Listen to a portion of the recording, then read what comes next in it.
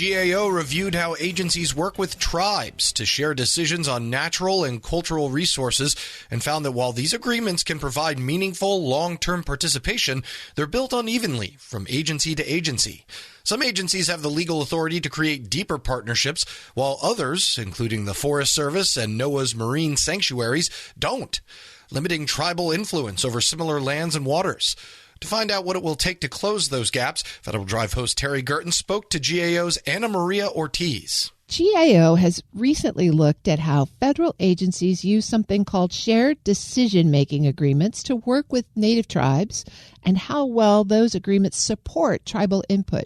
Before we dig into the specifics about what you found, let's tackle that thing first. What are we talking about when we say shared decision-making agreements? What are those?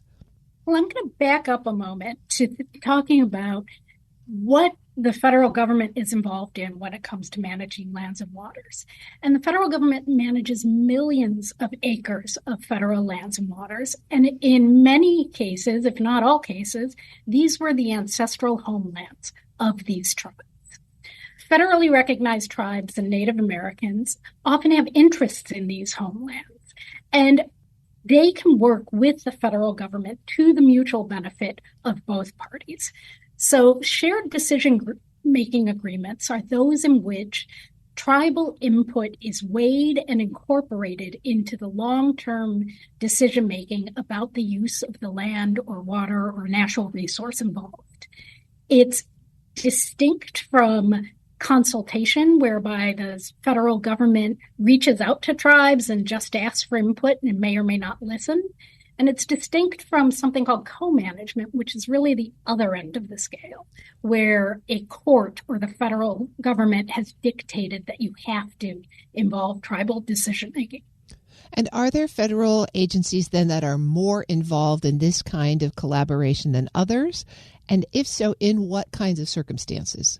We focused on 5 agencies in particular, and this includes the National Park Service, the Bureau of Land Management, NOAA, the U.S. Forest Service, and Fish and Wildlife Service. And these agencies often have lands such as national forests, fisheries, national monuments, where tribes would like to have some sort of substantive input into how those resources and lands are managed. Well, let's get to the big headline then. How well are these agreements working? How well are they being managed? When they are working well. And we heard from both tribes and federal partners about cases that are really promising. They are cases where the federal government has really demonstrated its understanding of a trust and treaty responsibility with federally recognized tribes, where it values the tribal ecological knowledge that can go into managing these resources, and where tribes know that they are helping the federal government to more efficiently target how their resources are used. Well, you said where they're working well. There must be places where they are not working. We found several impediments to developing these agreements. And for context, the Joint Secretarial Order 3403 in 2022 established a precedent for these agreements. And really, agencies at that time, several agencies, including Interior, Commerce, USDA, came together and said, we're going to promote these kinds of shared decision-making agreements. However, as we looked more deeply at specific agreements, we found some impediments to how they were working. These kinds of things included limited agency understanding of their legal authorities or of the context of the federal government-to-government relationship with tribes. It also included incomplete guidance or cases where agency staff might want to explore one of these agreements but didn't have resources or an example of what it should look like.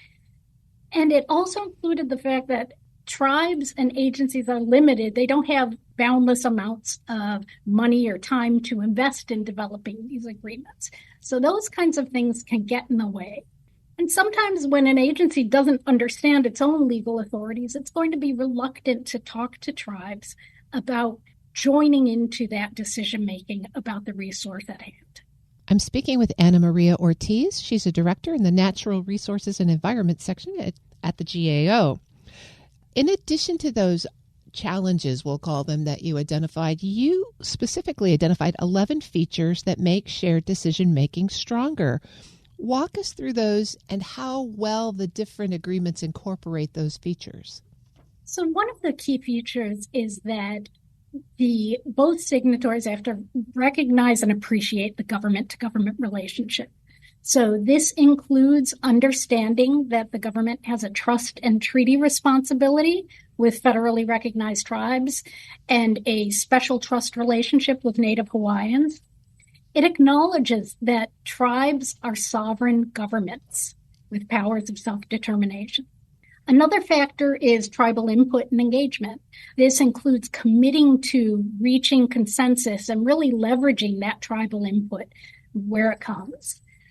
Signatories have commitments that they make in these agreements, such as clearly defined roles and responsibilities or goals and priorities. And we heard from different entities involved in these agreements that when you have these goals and priorities that are shared, or you have limitations on what the agreement applies to, it really gives direction and focus on how the agreements are implemented.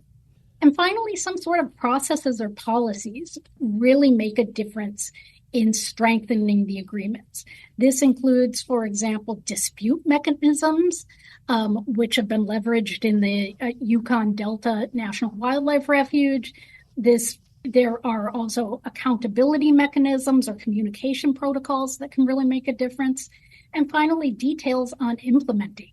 How are you going to actually work together to carry out the details of the agreement? One of the key points that you mentioned in the report is the effect of last year's disruptions in the workforce. That, as you say, people really want to do this right, but they've lost a lot of expertise here. Folks require quite a bit of training to be competent in this. It's a specialized field.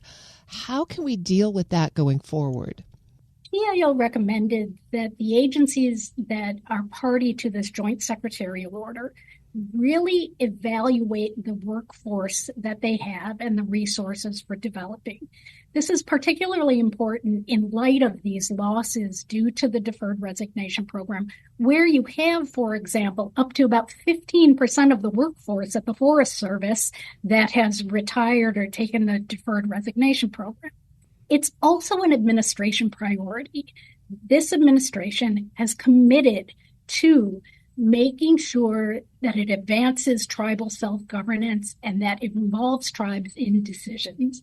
And it has stated that using tribal expertise and leveraging the input that tribes can bring can really help to mitigate the effects of the loss of those staff.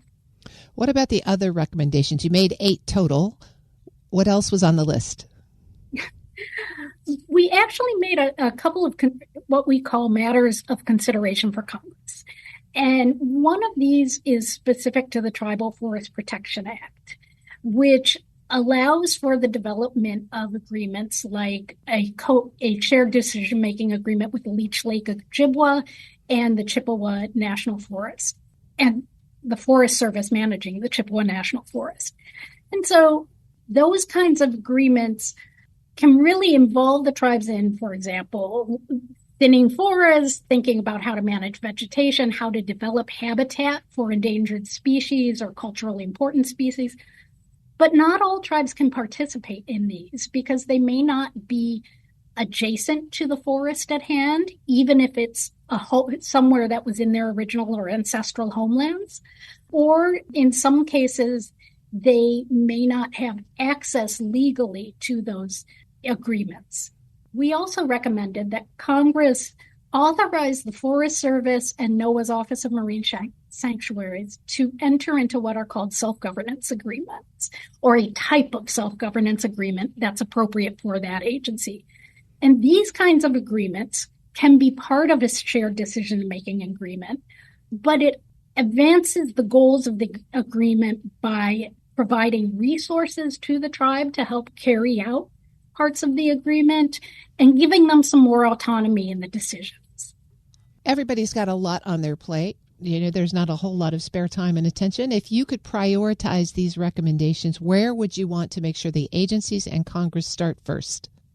We recommend for Congress really thinking about those self-governance agreements as advancing administration priorities and really as a way to give tribes more access and input to these agreements and to help offset some of the effects of the staff reductions we've seen in recent years.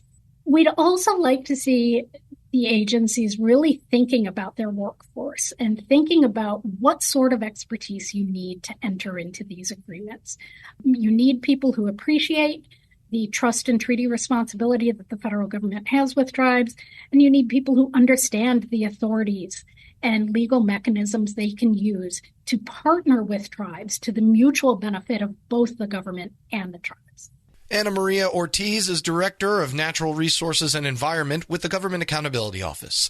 We'll post this interview and a link to the report at federalnewsnetwork.com/Federal Drive. Subscribe to the Federal Drive wherever you get your podcasts.